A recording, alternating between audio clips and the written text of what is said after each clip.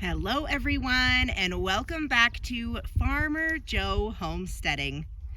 Today's farm update, we are going to be focusing in on our pregnant goats and their gestation and a little bit about goat pregnancy. We're going to do one lap around the farm to update you on everything else, and then we will come back to the goats.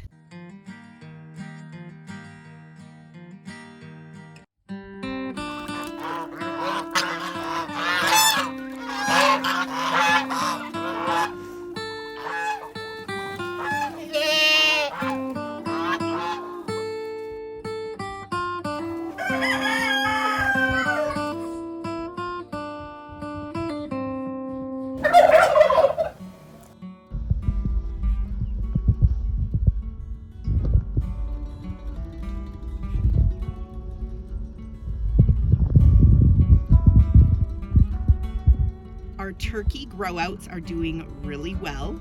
We've got these two here and a couple on the ground and some over there. Those are some of the babies that we had mamas hatch out and some that we hatched out earlier in the season.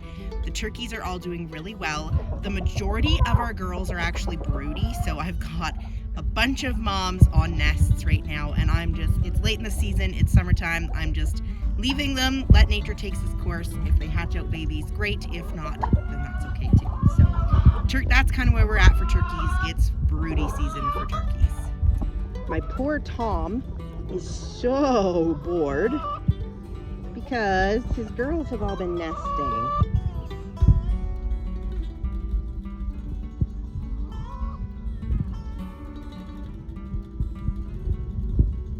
Our chickens are doing really well. This hot weather we've been having has been really hard on them. It's been getting up close to the 30 degrees Celsius mark, which is pretty roasty toasty for us up here. So we've been making sure they have lots of access to water. I've been soaking their feed so that they get extra water in their feed as well when they're eating, and they all have good shade. So this coop, of course, has all the back bush that they go hide in, and every coop has a shady spot to escape the hot temperatures. Our little grow outs are doing well. The turkeys that we had eggs shipped and bought and hatched out ourselves are doing really well. So that's one of them there. That's one of the bronze. They are growing really good. I've been opening that door so that all of those next size up grow outs have some outside time and get acclimatized to being out of that hot chick house. We got some of those turkeys we bought monkeying around on the big girl bars up there. They're quite a ways. They're at least 6 feet off the ground there. Having a good time. The chicks are going really well. The incubators are still running, mostly doing custom hatches now because the chick season is just kind of come and went. So we are making sure that we still are doing some hatching for others that missed or that had bad hatches over the spring, or that just want to add a few more chicks before the year is through. So we're still doing a bit of custom hatching, which has been good. It keeps me a little bit busy. So yeah, we're still just plunking along and it's going really well. All right, moving on now to the hutches. Amber's babies are now ready for weaning this week. So hopefully we'll be able to get some pens switched around here so that these guys have somewhere to go so that they're not driving their mom crazy. Livy's little bundles are doing so well and they are so cute. Look at those little squishy faces. Hey, babies.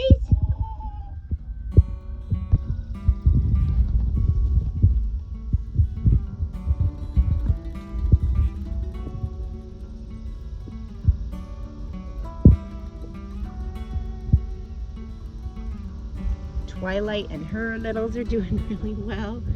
He's running with straw in its mouth. Hey, girl. Her babies. She ended up making them a nest over here underneath, and some of them have figured out how to use the ramp, but for the most part they just camp out down here with mom. These grow outs are getting pretty big. Hi. They're all beautiful girls. Got one down in the bottom. so rabbitry is doing really well. Everybody's growing like stinkweeds, and we have, so now that Ambers are weaning off, she has 2 more weeks, and then she has another litter. The girls will probably have 1 or 2 more litters before the summer is through, and then that'll be it for the season. We'll probably stop or slow things down come September, because I don't have a super great setup for winter babies. All right, guys, now we are on to the goat news. So one thing I haven't been sharing much on our channel is how much of a drought we are currently in northern BC. It's kind of a problem that's everywhere. I know northern Alberta's in pretty rough shape, and there's a lot of BC is actually in a drought right now.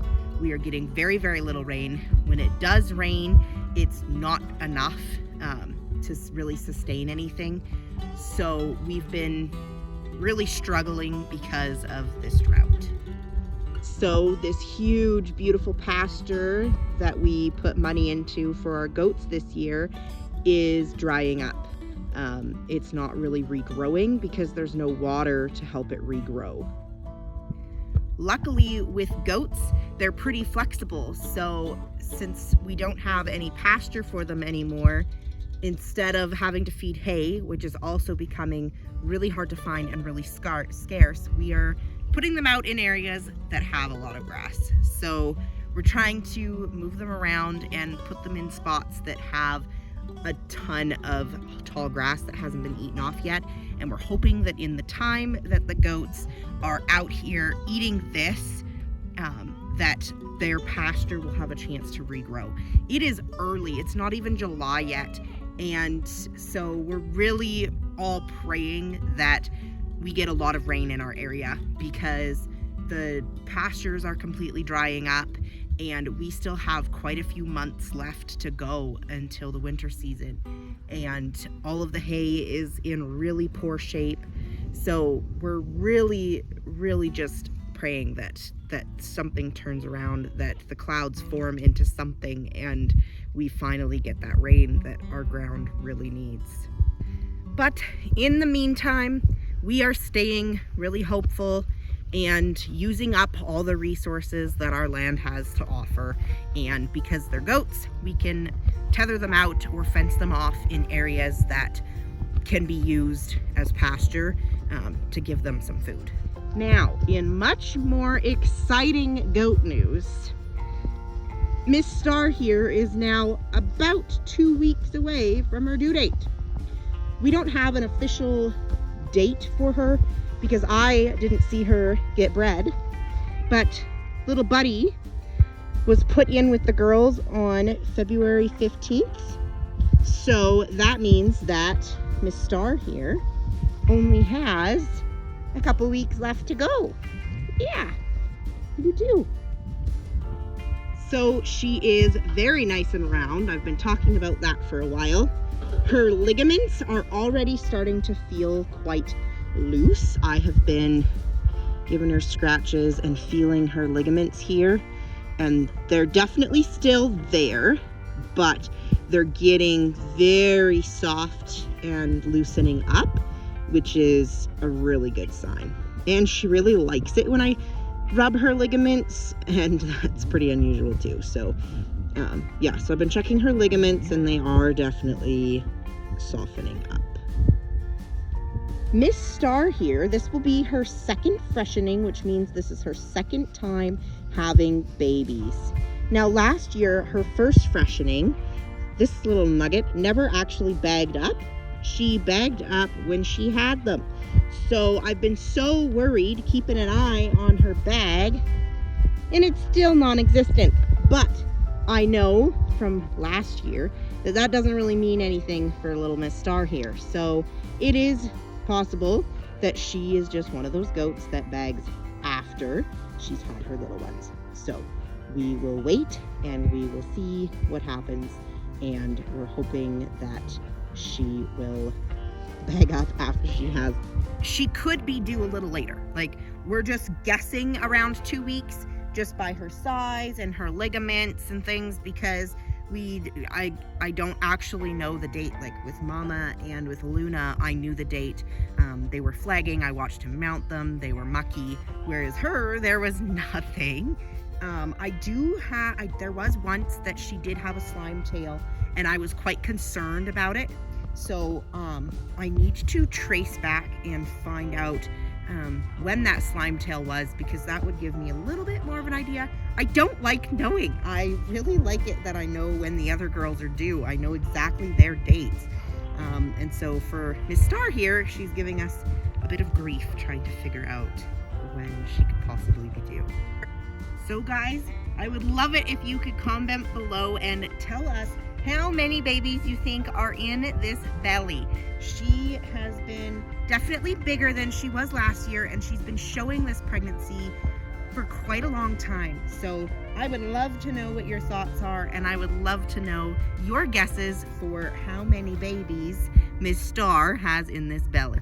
So for Miss Star, like I said, we don't know her due date. We know that Big Mama's due date is August 15th, and I know that Luna's due date is August 19th. Those were the days that they were in standing heat and that Buddy was very interested in mounting. So with them, that's my due dates that I know for them, and I am quite confident in. So we'll see what ends up happening. I am really excited to have kids on the farm because it has been well over a year now, because all the girls kidded in March last year. So a large breed goat pregnancy is around 150 days. Obviously, just like anything else, there is some wiggle room. Some might be a day or two early, some might be a little late, but it is usually around that 150 day mark, which is about 5 months, which is a nice short gestation, which is why a lot of people like raising goats, because it's a little bit shorter compared to like a beef that is a full 9 months. So with a goat pregnancy, we find that our girls tend to start showing between the 6 to 8 week mark in their pregnancies. That's usually when they start to appear a little bit fuller. From there, we also notice behavioral changes in their eating habits and things. We find that especially when the girls get to the last 6 weeks of pregnancy, they get quite lazy, they lay down a lot, they spend a lot more time sprawled out, laying in the sun than they do eating. As for dietary requirements, there aren't really many. We choose not to feed our girls grain during pregnancy unless they are lactating. Mama was fed a little bit of grain in her pregnancy because she was still in milk, but it was a lot less, and she now only gets alfalfa pellets during her lactation period.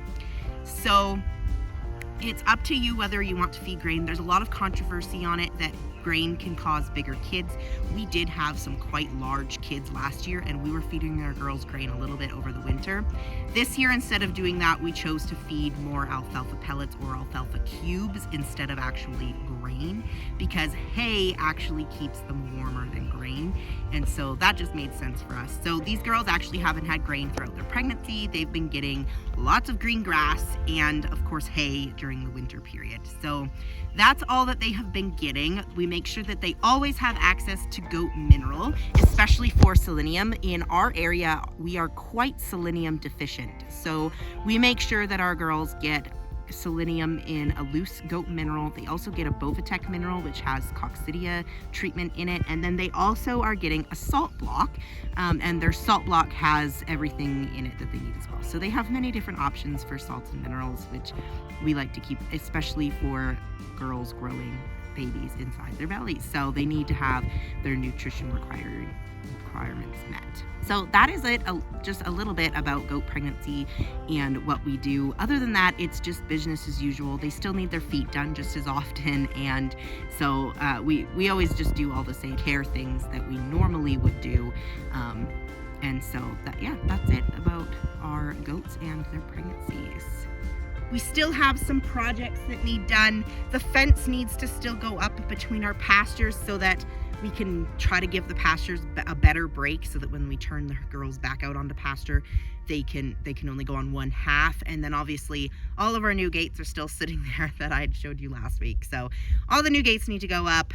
All of the pasture needs finished and the fencing done, and we'll see what happens from there. But for now, this is our farm update. Make sure you subscribe to our channel and make sure you hit the notification button to never miss an update, because we are here every Friday showing you guys the farm and what's been going on. We hope to see you guys next time.